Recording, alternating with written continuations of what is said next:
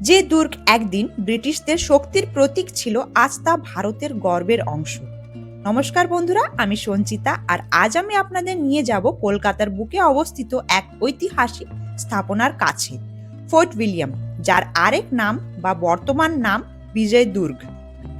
হুগলি নদীর তীরে দাঁড়িয়ে থাকা এই দুর্গ শুধু একটি ইমারত নয়, এটি ভারতের ইতিহাসের এক জীবন্ত সাক্ষী।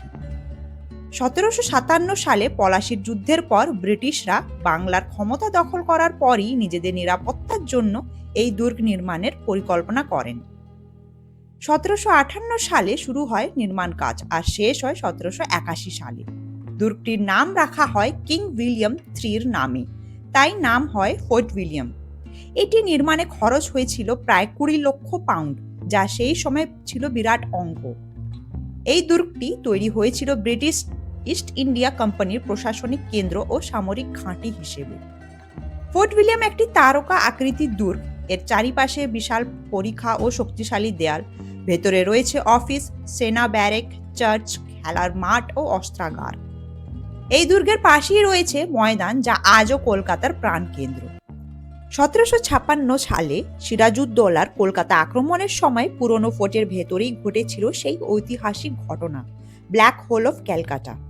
নতুন ফোর্ট উইলিয়াম তৈরি হয় এই ঘটনার পর, যাতে ভবিষ্যতে আর কোনো শক্তি ব্রিটিশদের চ্যালেঞ্জ করতে না পারে।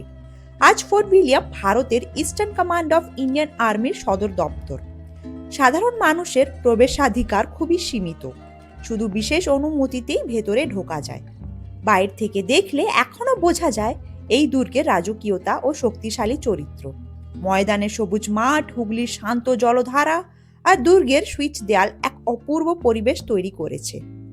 ফোর্ট উইলিয়াম শুধুমাত্র ব্রিটিশদের শক্তির প্রতীক নয়, এটি ভারতীয় ইতিহাসের এক মোড় ঘোরানো অধ্যায়ের নীরব সাক্ষী। এখান থেকেই ব্রিটিশ শাসনের কলকাতা অধ্যায় শুরু হয়েছিল, আর এখান থেকেই ভারতের স্বাধীনতার পথ চলার অনেক গল্প লেখা হয়েছে। আজ দাঁড়িয়ে এই দুর্গের সামনে আমরা শুধু একটি স্থাপনা দেখি না, আমরা দেখি ইতিহাসের পাতা, শক্তির উত্থান পতনের গল্প এবং সময়ের সাথে বদলে যাওয়া এক নগরীর স্মৃতি। ফোর্ট উইলিয়াম আজও কলকাতার বুকে এক অবিচল প্রহরীর মতন দাঁড়িয়ে আছে, নীরবে গম্ভীরভাবে ইতিহাসকে পাহারা দিয়ে। এই দুর্গের সামনে দাঁড়ালে মনে হয় ইতিহাস এখনো বেঁচে আছে, যেন সময় থেমে গেছে আর আমরা তার গল্প শুনছি নিঃশব্দে।